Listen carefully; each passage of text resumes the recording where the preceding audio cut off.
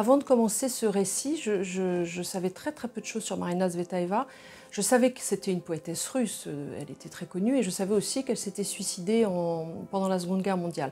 Mais je ne connaissais même pas sa poésie, je savais vraiment rien d'autre que cela. Et en fait, je l'ai découverte à travers la correspondance de sa fille Alia.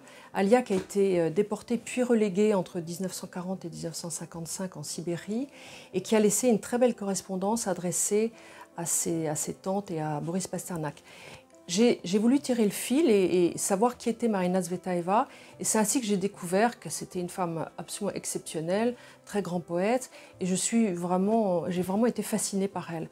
Et puis en fait, en continuant de tirer sur le fil, je me suis rendu compte qu'elle avait une deuxième petite fille qui s'appelait Irena, et dans les biographies, on n'en parlait jamais, on disait simplement qu'elle était morte de faim en 1920 à Moscou.